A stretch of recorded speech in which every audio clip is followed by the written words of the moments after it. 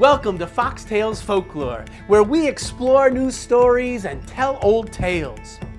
We are building a community through the ancient art of storytelling. We share our stories, and we hope to inspire you to stand up, sing out, to find your voice. Our stories shape our world. Your story can change the world. Join the chorus and fall in love with the world again and all of its possibilities. So my theme tonight is actually stories you may have heard if you lived here 1,000 years ago. Every story I'm going to tell you tonight is a story from the native people of this place at Camp Wokanda, honoring our ancestors, those who came here before us. Now you guys as Cub Scouts and Boy Scouts, let me step out of the performance for just a moment and say, the more you learn about this place, the easier it is to survive. Any of you would like to try to learn some wilderness survival skills? I used to teach those when I was a scoutmaster for Boy Scouts, and then I ran camps for kids where we'd go out in the woods for a week and not bring any food. We had to catch, fish, dig all of our food. We had to make our shelter, we had to boil water. You can learn these things. And the easiest way to learn to survive in any place is to study the people who have lived here for 1,000 years ago. What berries are ripe when? How many of you like wild blackberries? Wild strawberries? Wild blueberries? Mulberries are my wife's favorite. I love mulberries. What nuts are ripe right now? Actually, walking down the trail, you passed acorns. If you eat them right off the tree, they're a little bit bitter.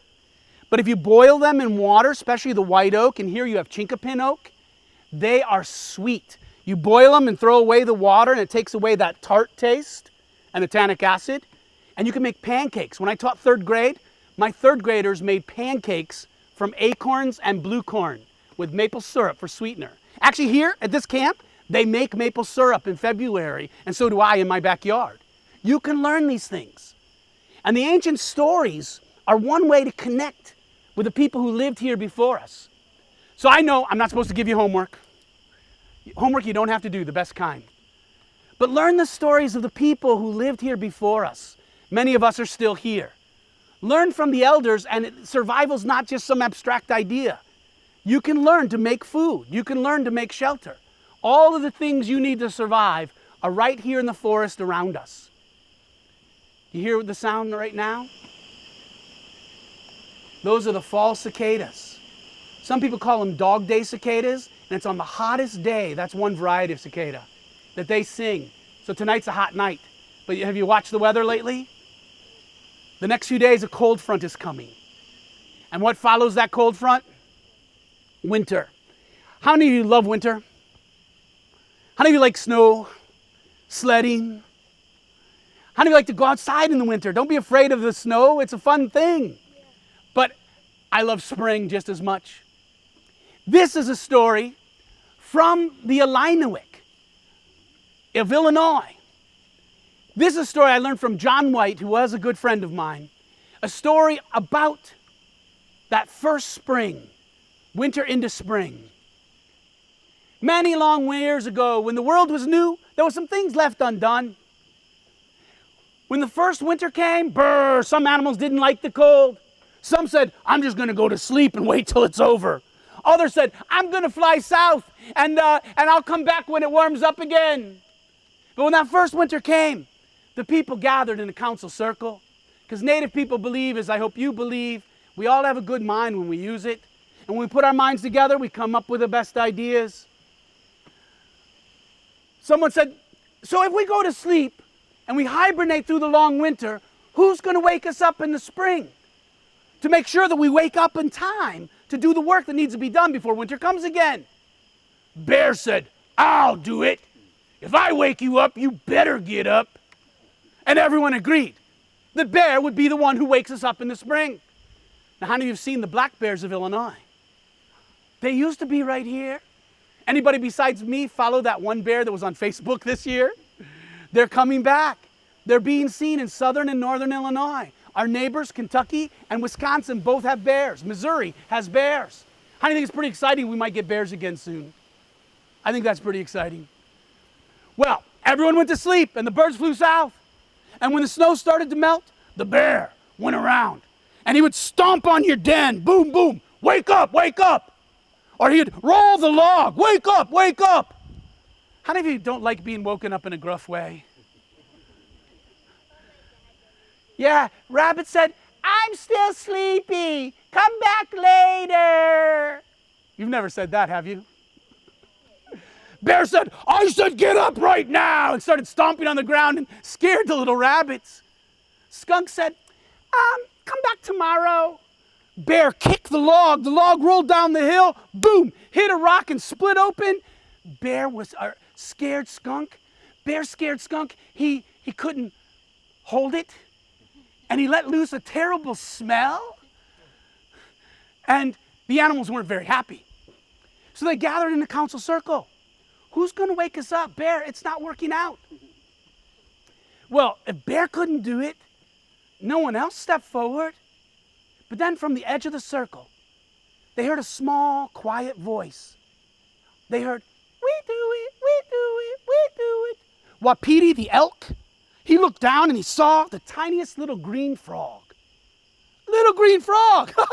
What made you think you could do this when Mighty Bear could not? I could step on you and squash you, and I wouldn't even notice. I wouldn't do it on purpose.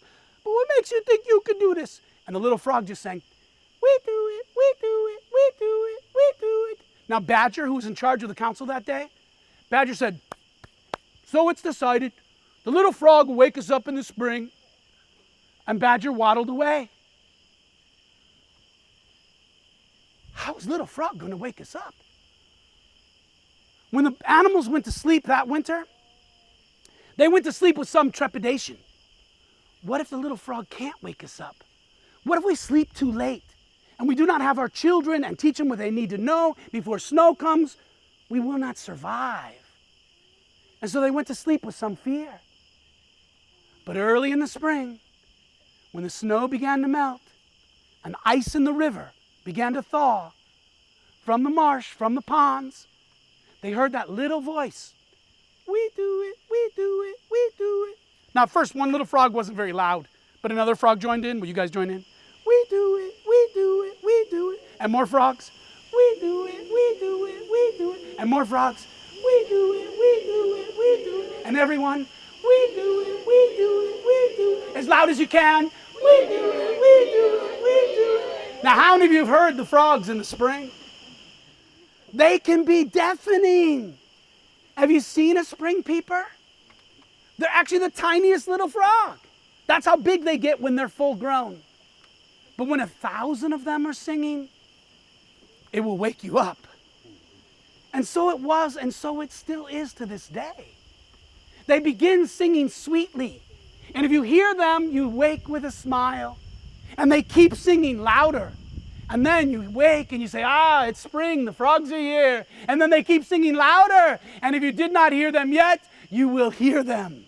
And you cannot sleep. So it was, and so it still is to this day.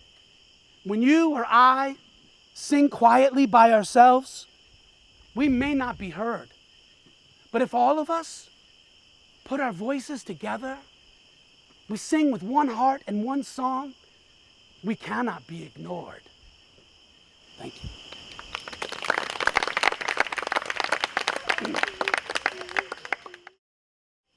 This is a story you could learn and you could tell. This story repeats itself a lot, so if you hear me say something I already said, say it with me the second time, and the third time, and the fourth time. And by the third or fourth time, you'll know it, and by the fourth or fifth time, you can say it by yourself, and I don't have to talk so much. And if you join in, parents, you will learn this story, and then you can scare your friends and neighbors' kids too. You could learn this story, boys and girls, and next time you get together your friends at a sleepover, you could scare them. Now, I heard this was a true story, but I'm not going to tell you what to believe. And the story may have happened very near here, because this is from the Illiniwek. You know, the Peoria Park District has forests, like Camp Wokanda, and they have prairies. And it's along the edge of the forest and the prairie, where those environments overlap, you find the most diversity of life. And that's why the people lived here quite abundantly for many thousands of years. This is a story that is at least 1,000 years old. It's another story I learned from John White, an Illiniwek and Cherokee elder, friend of mine. And it goes like this. Many long winters ago, there was a boy about your age. He loved to climb trees. Anybody besides me love to climb trees? He loved to go wading in the swamps, catching frogs and snakes. And one day, he's walking along the edge of the forest, along the edge of a prairie, and he saw a great big log, and he thought, ooh, I wonder who lives under there. Only one way to find out.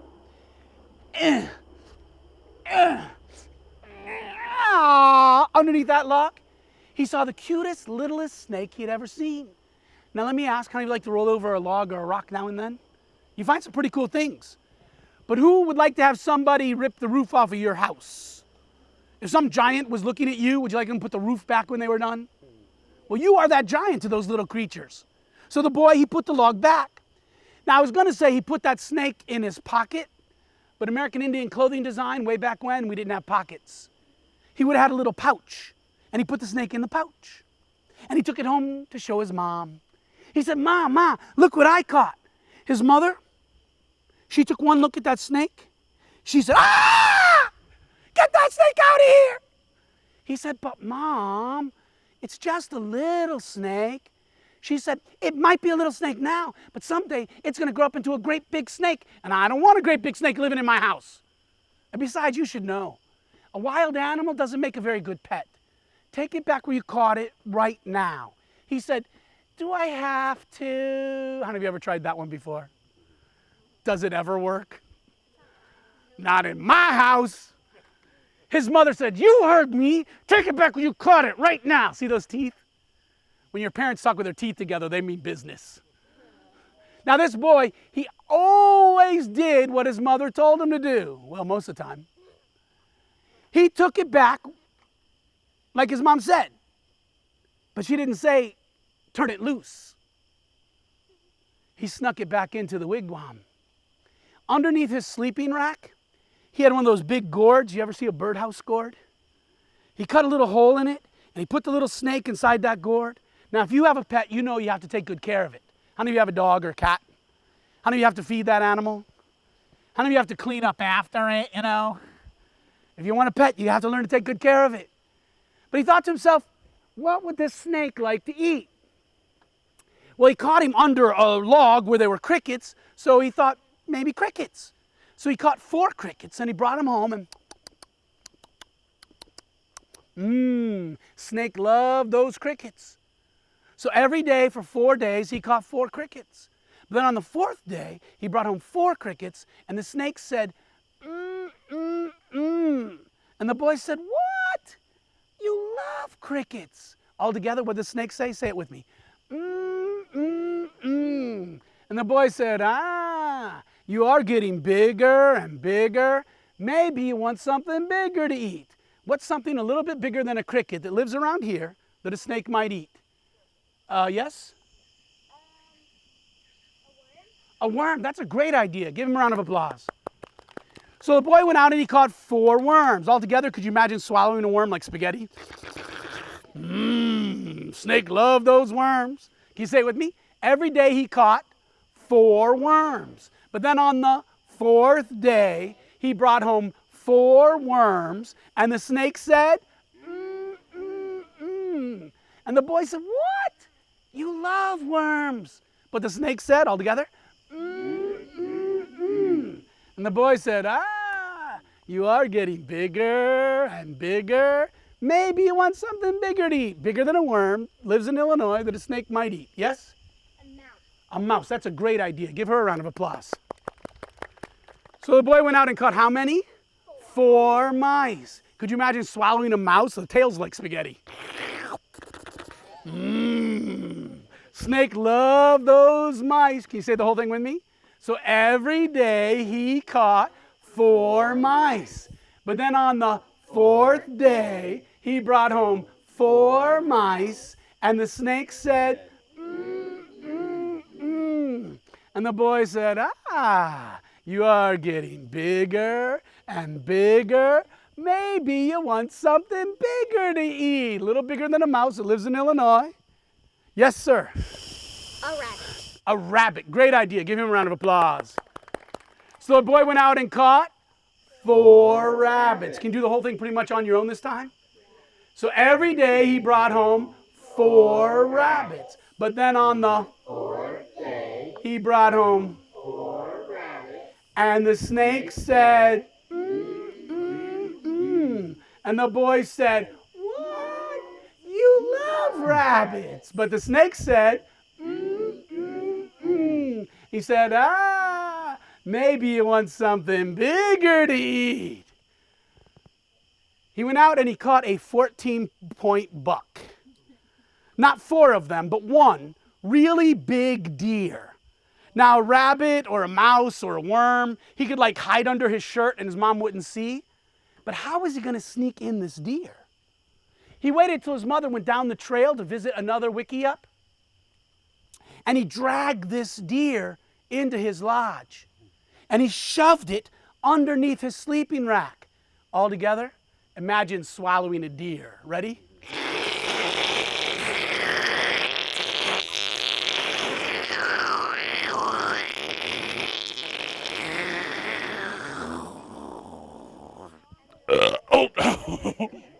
No, the truth is a snake can swallow stuff twice as big as their head. Take your fingers, put them by here by your jaw. You feel where they connect? On a snake, it doesn't exactly come unconnected, but they have really stretchy tendons in their muscles and their cartilage, so they can stretch. And some snakes, even the front of their jaw, it's more cartilage than bone, so it can stretch, and they can swallow things twice as big as their head. That'd be like you swallowing a basketball without any trouble. The snake swallowed the deer in one bite. And just a few moments later, the little boy's mother came home. And when she came home, outside her wickiup, she saw in the dirt, there were these scratch marks, like somebody had been dragging something. She got down on her hands and knees and looked a little closer. She found hair and blood. And she followed these scratch marks into her lodge. And inside, they went underneath the boy's sleeping rack. She got down on her hands and knees and she looked a little closer and she saw nothing. No snake, no dirt, nothing but air, a great big hole. She went to her son and she said, tell me what's going on right now. See those teeth? He knew he was in trouble. And you can admit it, grown-ups too. How many of you ever told a little fib to your mom or dad? Should never lie, especially to family. Actually, in many native languages, we don't even have a word for that. We don't know what that is. You should always tell the truth. How many of you ever been caught? The truth will set you free. The little boy said, Mom, do you remember that little snake? The mother said, no. The little boy said, yeah. All together, what'd the mother say? No. And the boy? Yeah. Now help me out here. He said, I brought it home, and first I fed it crickets, then I fed it worms, then I fed it mice, then I fed it rabbits, then I fed it a deer. And the mother said, no. And the little boy said, yeah. And then from down the trail, from another wigwam, there, someone has stolen all of my food. Someone has stolen all of my food. The whole village came running. This woman came out of her lodge. She said, I opened my storage pit and all I found was a great big hole. You see, in those days, we didn't have refrigerators. And even today, if you dig a storage pit, you can store root vegetables and things, and they stay fresh through the winter. And in those days, we didn't have grocery stores. If you ran out of food, you would starve. So the whole village came, and when she said, all my food for the winter is gone, a couple of men with torches, they crawled down inside that storage pit, and they found a tunnel.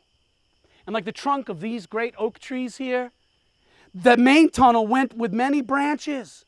They followed a few of those branches, and they went to everybody's lodge.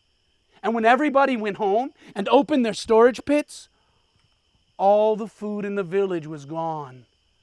But like the trunk of that tree, the main trunk of the tunnel came up underneath that boy's sleeping rack. The whole village went to that boy and said, "Tell us what's going on." The boy said, "I would never steal anything. I didn't steal that food. What happened?" He said, "Well, I brought home a little snake." And the whole village said, "No." And the little boy said, "Yeah." Now help me out here.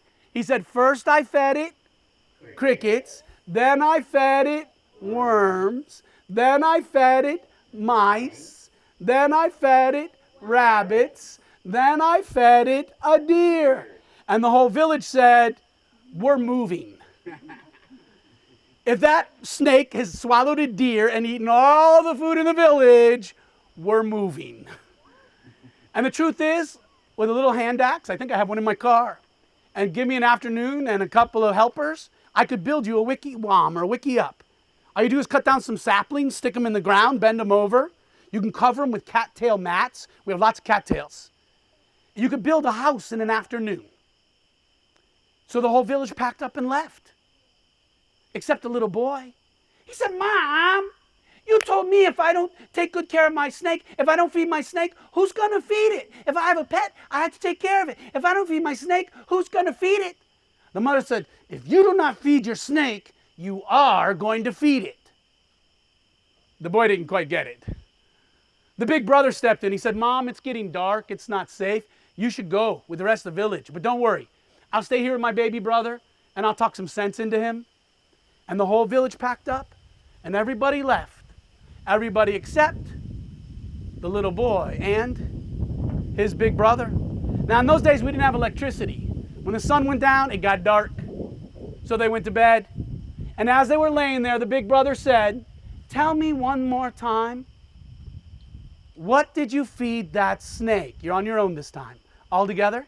He said, "First I fed him crickets, then I fed him worms, then I fed him mice, then I fed him, then I fed him." And the big brother said, "Think about it. If that snake has swallowed a deer and eaten all the food in the village, what do you think it's gonna eat next?" And the little boy said, "Can we leave now?"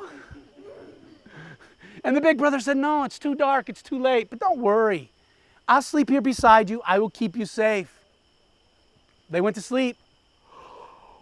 Oh, but somewhere in the middle of the night, the little boy woke up.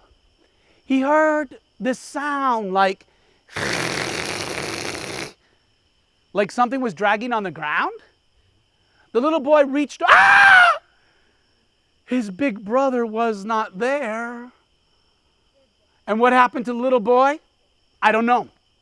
The story doesn't say, but you can imagine. And I'll tell you what I do know. From that day till this day, if some little boy or little girl is not listening to her or his mother or father, his mother or father tells him this story.